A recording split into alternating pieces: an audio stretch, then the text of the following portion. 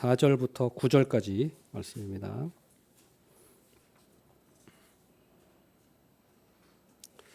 빌립보서 4장 4절에서 9절.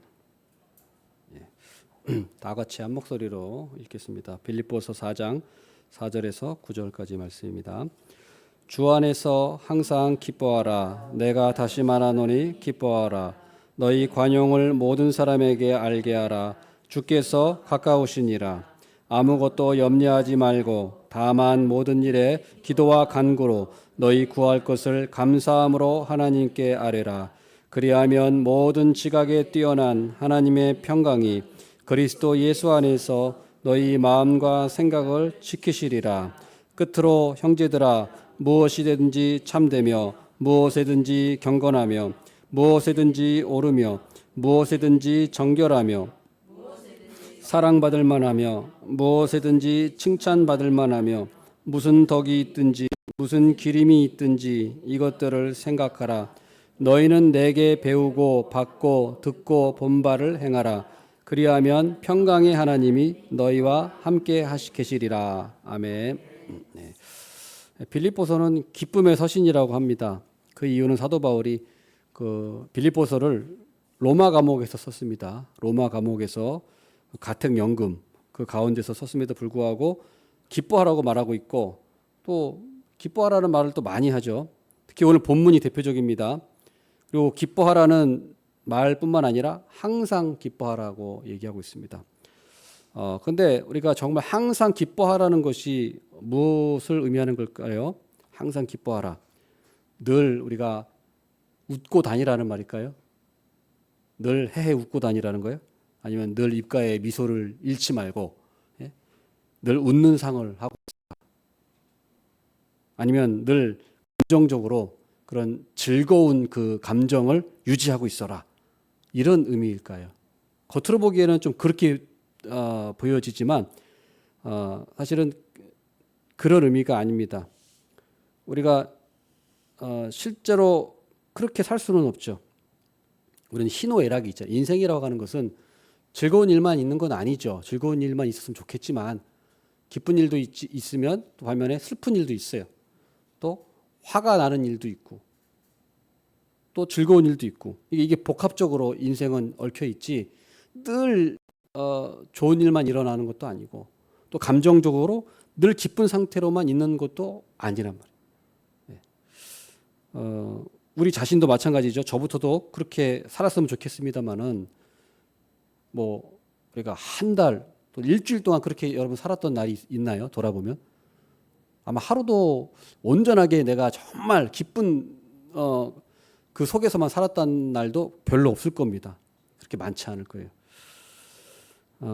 항상 기뻐하라는 거는 우리가 늘 즐거운 감정을 유지하라, 그거는 아니에요. 늘 웃고 있어라, 늘 웃는 상을 가지고 있어라, 그런 의미가 아닙니다. 우리 시편만 보더라도 시편만 보더라도 3분의 1이 애가예요. 애가, 애통하는 시의 3분의 1이. 그래서 절규하고 하나님께 탄식하는 기도예요. 그러면 이 말씀대로라면 전부 다 이 시편은 기쁨으로만 가득한 시여야 되는데 3분의 1이나 사실은 그렇지 않아요. 애통하고 절규하고 막 하나님께 부르짖고 탄식하고 어떻게 이런 일이 일어납니까 하면서 그 슬픈 마음을 토로하는 내용들이란 말이에요. 그래서 내가 시편 보면은 내가 근심으로 편하지 못하여 탄식한다. 원수의 소리와 악인의 압제 때문이다. 내 마음이 신이 아프고 사망의 위험이 이르렀고 두려움과 떨림이 나를 덮었다. 이런 내용들이 많아요. 이런 고백들이. 그렇다면은 항상 기뻐하라는 의미는 무엇일까요? 항상 기뻐하라. 이것은 우리가 슬픈 일이 있고 화나는 일이 있고 고통스러운 일이 있다면 그 마음, 그런 고통과 염려 이런 것들을 주님께 맡기라는 거예요. 주님께 맡겨라. 주님께 가지고 나가는 거예요. 그러면 기뻐할 수 있다는 거예요. 우리 인간은 그 로봇가 아니지 않습니까? 인간입니다. 그것도 불완전한 인간이에요. 어렵고 힘든 일 만나면 걱정이 생겨요. 자연스럽게. 그리고 화가 나는 일이 있으면 화가 나요. 그건 뭐 내가 막으려고 하는 게 아니라 저절로 화가 난단 말이에요. 그건 뭐 어떻게 컨트롤할 수 있는 게 아니에요. 그건 자연스러운 거예요. 그러니까 그거를 우리가 인정을 해야 돼요. 그거는. 근데 항상 기뻐하라고 했으니까 내 감정을 억눌러. 너의 감정을 억누르고 무조건 넌 웃고만 살아. 너는 스마일이야. 교회 와서도 항상 즐거운 척해. 이렇게 받아들이는 경우가 사실 종종 있어요. 그래서 사실은 그렇지 않은데 교회 와서는 뭔가 즐거운 척하고 기쁜 척하고 웃는 척하고 그리고 혼자 있을 때는 막 또 우울에 막 빠지고 막 이런 사람들이 교회에 많이 있다는 거죠. 그러니까 여기서 말하는 거는 항상 기뻐하라는 거는 우리가 내가 힘들다. 그러면 하나님께 힘든 마음을 가지고 나가라는 거예요. 화가 난다. 그럼 하나님께 하나님 제가 지금 마음이 화가 납니다. 하고 하나님께 솔직하게 아뢰고 하나님께 그걸 가지고 나가라는 거예요. 그리고 그 화나는 마음, 또 염려하는 마음, 두려운 마음, 불안한 마음을 하나님께 맡기라는 거예요. 맡기라는 그 의미예요. 그래서 이 참된 기쁨, 항상 기뻐하라는 거는 사실은 이 참된 기쁨을 말하는 건데 이 참된 기쁨의 비결 첫 번째가 바로 하나님께 솔직하게 아뢰는 거예요. 그러니까 오늘 설교 제목이 참된 기쁨의 비결입니다. 참된 기쁨의 비결. 어떻게 참된 기쁨을 가질 수 있을까? 첫 번째로 하나님께 솔직하게 아뢰는 거예요. 그 말씀이 6절 말씀입니다. 오늘 6절 말씀 보면은 아무것도 염려하지 말고 다만 모든 일에 기도와 간구로 너희 구할 것을 감사함으로 하나님께 뭐 하라고 돼 있죠? 아뢰라. 하나님께 아뢰라. 그러니까 우리가 참된 기쁨을 누릴 수 있는 비결은 내 감정을 억누르라는 게 아니라 내 감정을 솔직하게 하나님께 가지고 나가라는 거예요. 슬픕니다, 하나님. 지금 너무 마음이 쓰리고 아픕니다, 하나님. 지금 하나님 너무 걱정됩니다. 두렵습니다. 이거를 하나님께 아뢰라. 하나님께 기도해라, 아뢰라. 그래서 우리가 항상 기뻐하라는 거는 억지로 기뻐하라는 거 아닙니다. 기뻐하는 척하라는 거 아니에요. 우리 시편 기자들처럼 솔직하게 말하는 거예요. 한나가 어떻습니까? 자녀가 없으니까, 자식이 없으니까 너무 고통스러우니까 하나님께 그 고통을 가지고 나가서 하나님께 그거를 자기가 아뢰죠. 그거예요, 그거. 그거. 또 엘리야 선지자는 어떻습니까? 엘리야 선지자는 대단한 선지자였지만은 그 이세벨의 그 협박 한마디에 갑자기 두려운 마음이 들어가지고 갑자기 하나님께 막 죽여달라고 막 한다. 그런데 하나님께서 그런 한나, 그런 엘리야를 책망하지 않으셨어요. 다 받아주셨단 말이에요. 한나가 기도할 때 그 신음소리를 들으시고 엘리야, 그 위대한 선지자가 그렇게 자신을 죽여달라고 막 그렇게 했을 때도 아니 너는 선지자가 어떻게 그 모양 그 꼴이냐 그렇게 하지 않으시고 엘리야를 오히려 받아주시고 엘리야가 회복할 수 있도록 떡도 주시고 뭐 물도 주시고 그런 것들을 보내주셨잖아요. 천사를 통해서 잠도 재워주시고. 그러니까 하나님께서는 우리가 우리의 어떤 그런 아프고 힘든 거를 숨기지 말고 가지고 나와라. 그게 기도라는 거죠. 그 기도.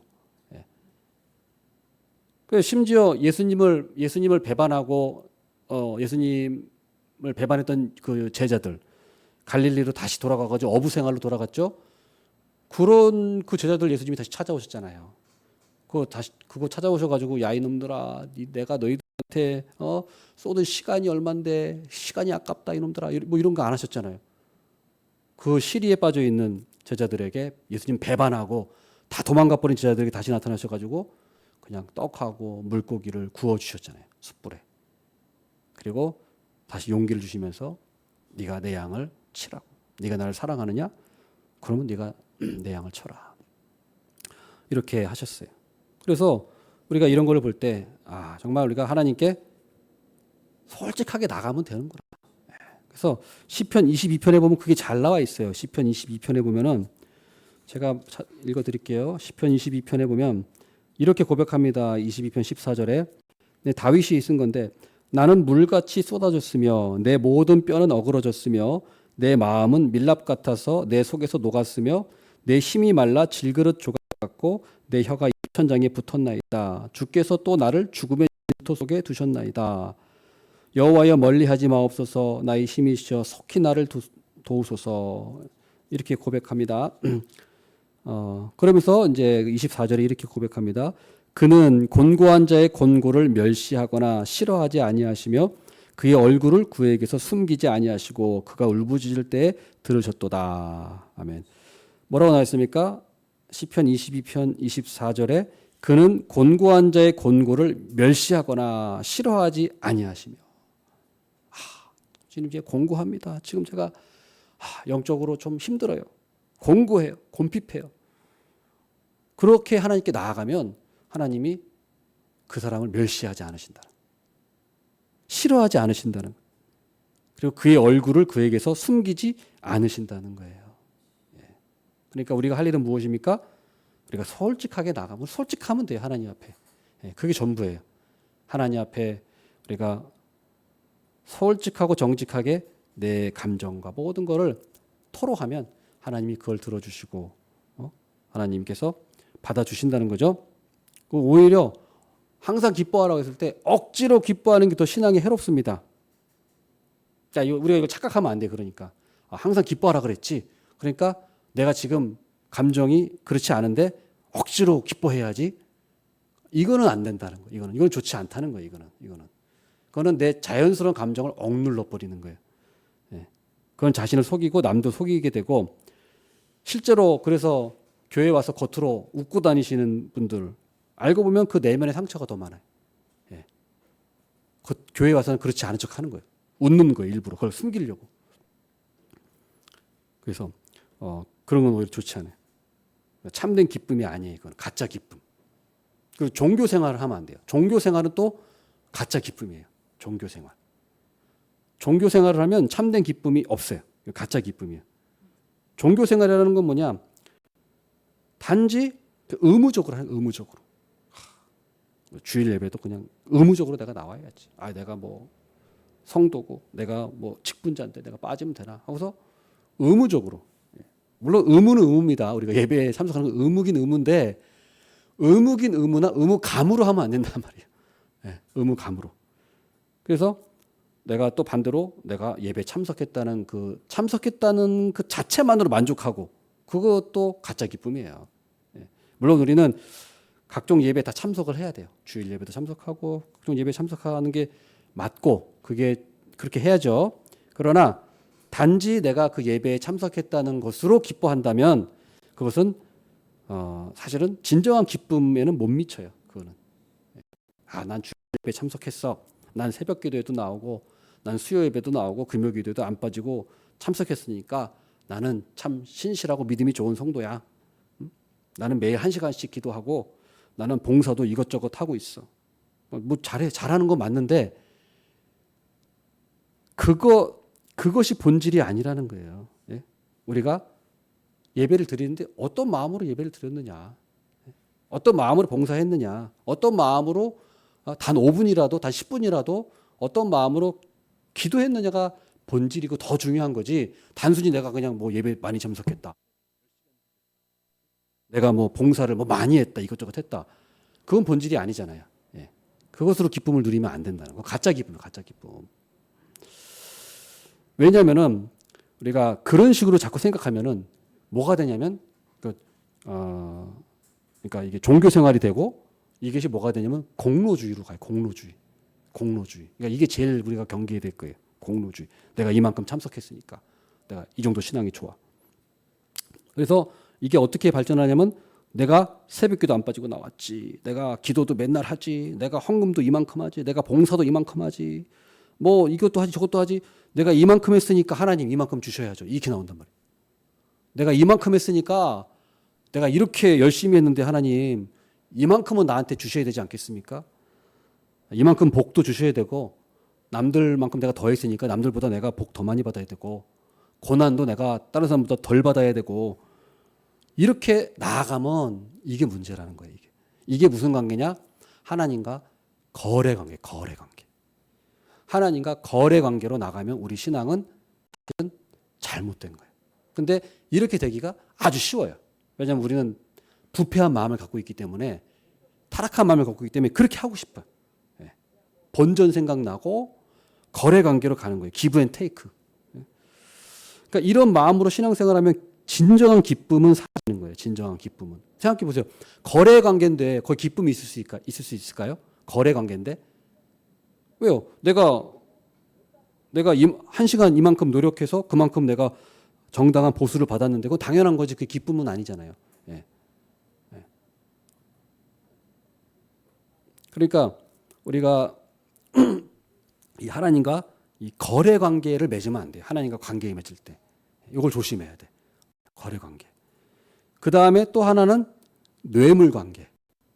뇌물 관계로 하나님 맺으면 안 돼요. 그러니까 무슨 말이냐면 우리가 예배 참석하고 안 빠지고 참석하고 이렇게 다 좋아요. 그게 너무 좋은 거예요. 그렇게 해야 돼요. 그런데 그것을 뇌물로 생각해 하나님 앞에. 내가 이만큼 봉사하고 이만큼 기도하고 이만큼 했으니까 이만큼 하나님께 헌금했으니까 그거를 뇌물로 여기 하나님께 드리는 뇌물. 자, 왜 이게 무슨 말이냐? 선물과 뇌물의 차이가 뭐죠? 선물과 뇌물의 차이가 뭐예요? 똑같은 뭐 예를 들어서 똑같은 걸 내가 드렸다 하더라도 줬다 하더라도 선물은 아무런 대가 없이 바라는 게 선물이죠.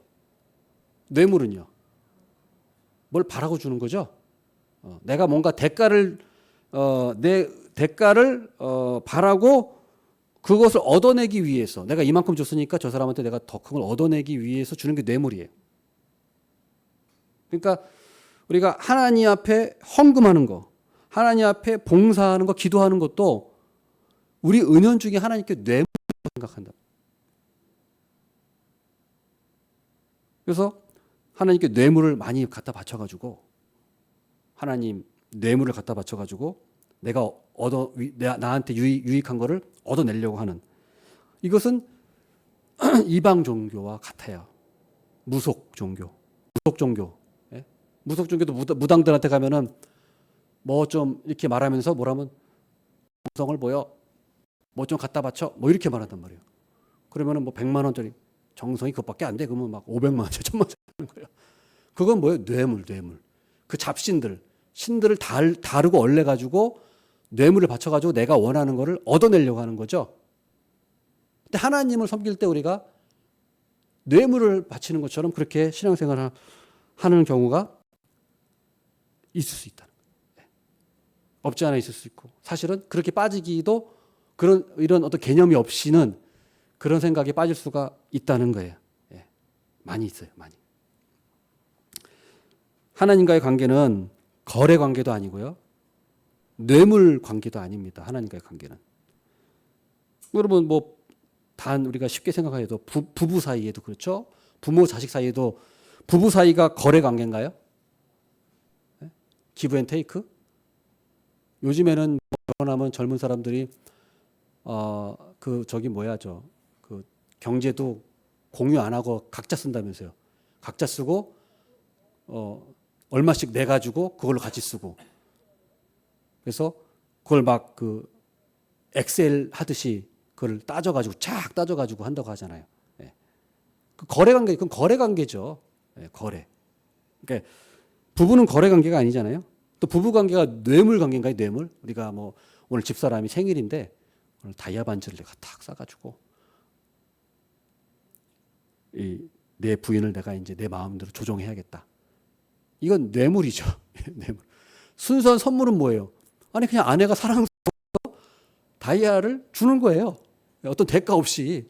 근데 내가 이걸 주면은 이 아내가 이제 뿅 가가지고 내 말 더 잘 듣겠지. 뭐 이건 그런 관계가 아니잖아요. 부부 관계가 부모 자녀 관계도 마찬가지고요. 예.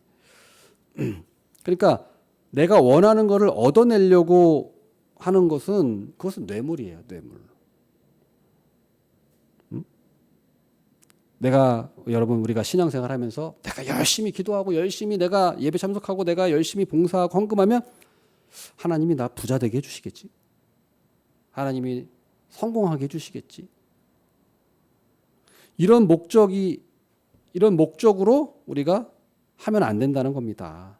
이게 기복주의고 이게 이방 종교고 이게 무속 종교예요. 이게 기복주의예요. 신을 이용해서 나의 목적을 이루려고 하는 거. 신은 도구에 불과하죠. 내 욕심을 이루고자 하는 그건 우상숭배예요. 그건 자기 숭배예요. 자기 사랑.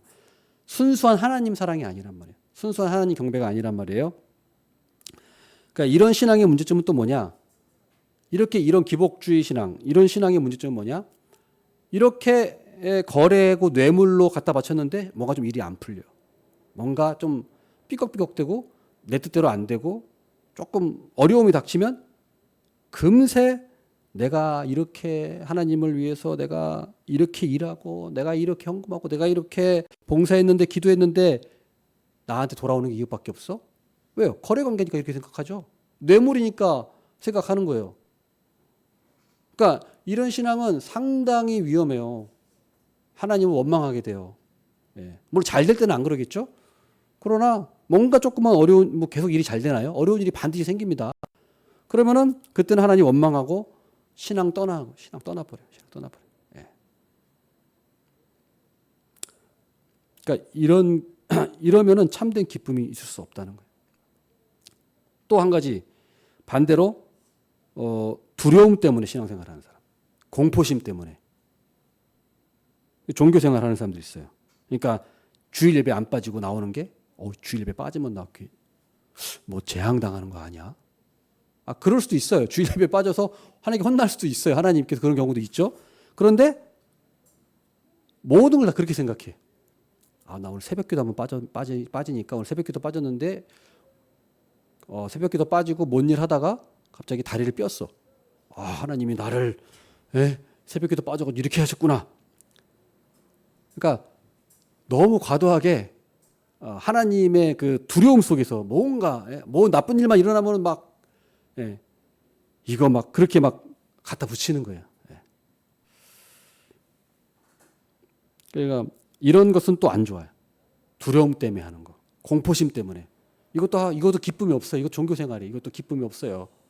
이렇게 이런 벌 받을까봐 신앙생활 마지못해서 나오는 거. 벌 받을까봐 예배 빠지면 안 되나 벌 받을 것 같아. 내가 또 신앙생활 제대로 안 하면 자녀들이 뭐 잘못되는 거 아니야? 이런 그런 두려움 때문에 신앙생활 하는 거 어쩔 수 없이. 이거는 참된 기쁨이 있을 수가 없죠. 이건 참된 기쁨이 아니에요. 이거는 때문에 하는 거죠. 율법주의자들과 마찬가지. 율법주의자들. 이렇게 하는 게 아니라 어떨 때 우리가 하나님께 어떻게 금해야 되느냐? 하나님과 순수한 사랑의 관계가 돼야죠. 순수한 관계, 하나님과. 순수한 관계, 거래 관계도 아니고, 또 뇌물 관계도 아니고, 또 공포심, 그런 관계가 아니라 순수한 사랑의 관계. 순수한 사랑의 관계로 순수한 마음으로 하나님께 기도하고 하나님과 관계를 맺고 순수한 사랑을 맺어야 돼요. 순수한 사랑. 그것이 우리가 참된 기쁨을 우리가 유지할 수 있는 거예요. 그 다음 두 번째로 참된 기쁨의 비결은 마음과 생각을 지키는 거예요. 마음과 생각. 우리 마음과 생각은 하루에도 오만 잡생각이 들어요. 가만 놔두면 사람은 생각 안 하는 것 같죠? 저절로 생각이 들어요. 멍 때리는 것 같아도 멍 때리지 않아요. 사람이 조금 멍 때린 것 같죠. 순식간에 나도 모르게 뭔 생각을 하고 있어요. 그런 경우 많이 해보셨죠? 그런데 이게 좋은 생각이면 괜찮은데 이게 가만 놔두면 생각과 감정을 가만 놔두면 온갖 그 부정적인 생각들이 몰려와요. 그 두려움, 잡생각들, 염려. 이거 뭐 큰일 났다.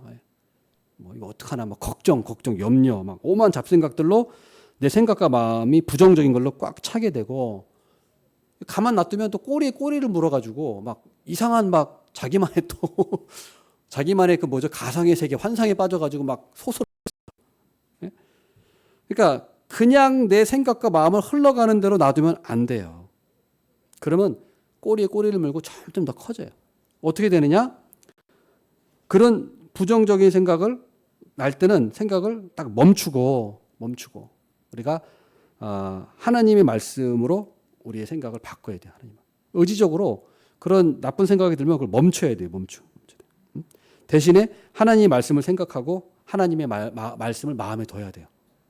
하나님 걱정하지 말라고 하셨지. 하나님 염려하지 말라고 하셨지. 맞아. 하나님이 다 승리하셨고 이미 승리하셨고 우리는 이긴 전쟁을 하는 거야.